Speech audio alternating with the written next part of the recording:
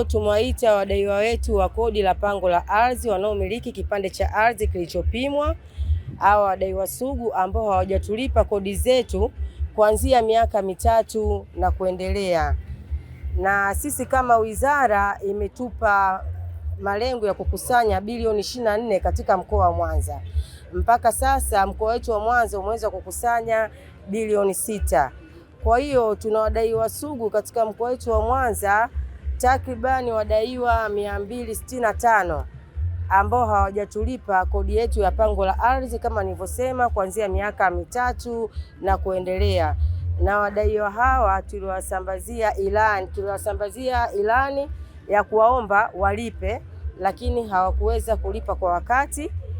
Juzi tukaweza kuwasambazia summons kwa lengo la kuwaita mahali hapa ili waweze kutulipa kodi yetu la pango la ardhi, kwa sababu unakuta mmiliki anamiliki kipande cha ardhi miaka karibu 20 hajajenga na pia hatulipi kodi yetu. Kwa hiyo tunakuta sisi wizara tunapoteza mapato. Kama mnavyoelewa, haya mapato yanatusaidia katika nchi yetu. Kodi zetu sisi tunazolipa zinatusaidia sisi wananchi kwenye barabara. Kama tunavyoenda hospitalini sasa hizi tunapata madawa, barabara ziko vizuri, mambo mengi. Jitihada ambazo tunachukua sisi katika mkoa wetu wa Mwanza, huwa tunatengeneza kliniki za ardhi kwa kila kata. Huwa tunatembelea kata, tunaenda pale kwenye kata, tunawapa umuhimu wa ulipaji wa kodi, umuhimu wa kupata hati ni nini, itawasaidia nini hati yao.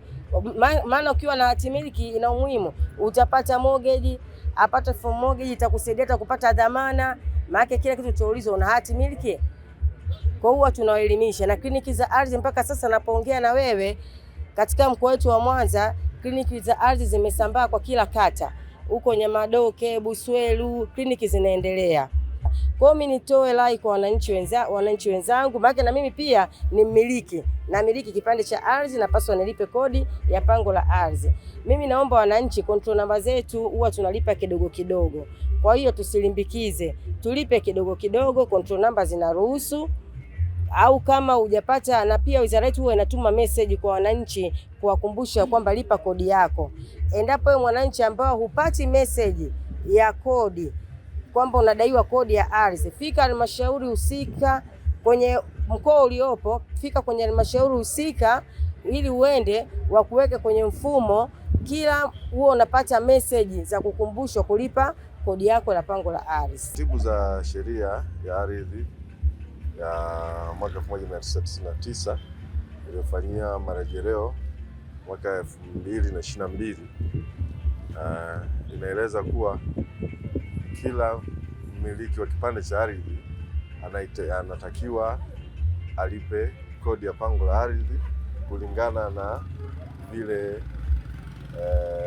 alivyokadiriwa katika kipande chake cha ardhi. Swala la kodi za ardhi na nyumba ni swala la kisheria, sio kwamba tunalipuuza, lakini ni haki yetu tulipe hili tulipe kipaumbele cha kulipa.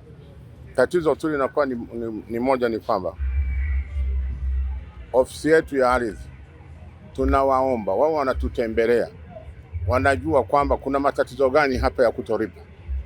Kuna wengine tuna makesi mahakamani ya muda mrefu, tuna wengine tumeshinda kesi zaidi ya miaka 10, tunadai hela. Kila ukienda hazina unaambiwa hazina haina hela. Na lingine ninalotaka serikali tuangalie, ifute riba. Riba ni kubwa mno. Kwanza hatuzalishi. Unapokuwa umesimama kazi unazalisha nini? Unakuna tafuta hela ya chakula, tunakulipia watoto kwenda shule. Kwa hiyo tunaiomba serikali ifikirie la kuzipunguza riba au kuzifuta ikiwezekana. Katika ziwekwe robo ya riba. Hizi robo 3 ziondolewe za riba.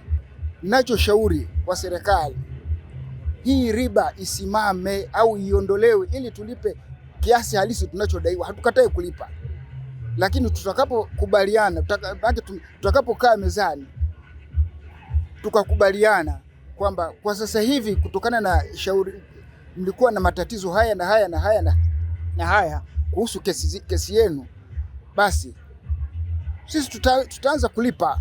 Lakini riba ni suala ambalo linalalamikiwa. la sisi wananchi, tungeiomba serikali iangalie upya. Maana hata benki kuna mahala ikifika kiwango cha riba inafanya nini?